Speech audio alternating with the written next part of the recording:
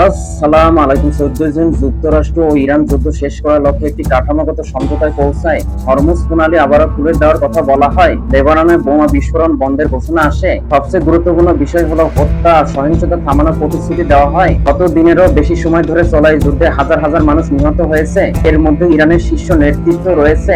বিশ্ব অর্থনীতিকে বিপর্যয়ের মুখে ঠেলে দেওয়া এই সংঘাতের পর এমন একটি ভঙ্গুর যুদ্ধবিরতির জন্য অন্ধকারের শেষে পড়ে প্রথম আলো। এই পরিস্থিতিকে স্বাগত জানানো জরুরি, কিন্তু একই সঙ্গে বোঝা জরুরি এই যুদ্ধ কেন হলো এবং এর আগের একের পর এক যুদ্ধের পেছনে কি কারণ কাজ করেছে।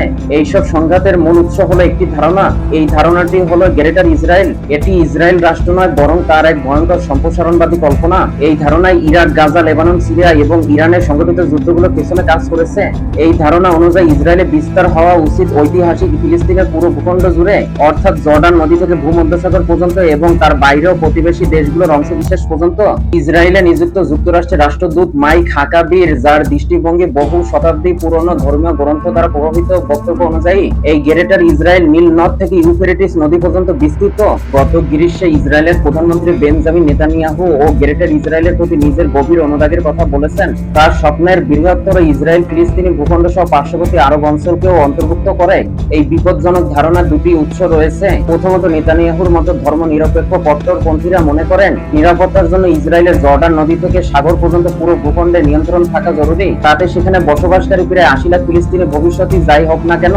দ্বিতীয়ত, ইসরায়েলের অর্থমন্ত্রী বেজালেল স্মোটরিচ এবং জাতীয় নিরাপত্তা মন্ত্রী ইতামার বেন-গাভির মতো নেতাদের এক ধরনের ধর্মীয় আধিপত্যবাদী বিশ্বাস রয়েছে। সেই বিশ্বাস অনুযায়ী বলা হয় এই ভূমি কেবল ইহুদিদের জন্য ঈশ্বর প্রদত্ত। স্মোটরিচ তো সরাসরি বলেছেন ফিলিস্তিন বলে কিছুই নেই। আন্তর্জাতিক অঙ্গনে ইসরায়েলের পরমাবনতি নিয়ে প্রশ্ন করা হলে তিনি স্পষ্ট জানান, পশ্চিম তীর, গাজা, লেবানন, সিরিয়ার কোনো অংশ থেকে সামরিক নিয়ন্ত্রণ ছাড়বে না ইসরায়েল। তিনি বলেন, অন্যদের খুশি করতে আমরা আত্মহত্যা করব না। এই গ্রেটার ইসরায়েল ধারণা আসলে ভয়, অহংকার এবং ধর্মীয় উন্মাদনার মিশ্রণ। বহু আগেই এই মতবাদ প্রত্যাখ্যান করা উচিত ছিল, কিন্তু 3 দশক ধরে এটি ইসরায়েলের পররাষ্ট্র ও সামরিক নীতিকে প্রভাবিত করেছে এবং এটি টিকে আছে মূলত নেতানিয়াহুর যুক্তরাষ্ট্রকে প্রভাবিত করার কৌশলের কারণে। এই প্রভাব বিস্তারের ক্ষেত্রে নেতানিয়াহু দুটি শক্তিশালী মার্কিন গোষ্ঠীকে ব্যবহার করেছেন। একদিকে রয়েছেন ইহুদি জায়নবাদীরা, যারা ইসরায়েলকে নিঃশর্তভাবে সমর্থন করেন। অন্যদিকে রয়েছেন খ্রিস্টান জায়নবাদীরা, যারা শেষ যুগের ভবিষ্যৎবাণী ও যিশুর পুনরাগমনের বিশ্বাসকে বাস্তব মানুষের জীবন থেকেও বেশি গুরুত্ব দেন, অর্থাৎ ফিলিস্তিনি বা এমনকি ইসরায়েলি জীবনের চেয়েও। এখানে একটি বিভ্রম আরেকটি বিভ্রমে জন্ম দিয়েছে। এই পথ ধরে একের পর এক যুদ্ধ হয়েছে। 30 বছর ধরে এই সংকট চলছে। ইরানের বিরুদ্ধে সাম্প্রতিক যুদ্ধ ছিল এই গ্রেটার ইসরায়েলের ভাবনারই আরেকটি রূপ।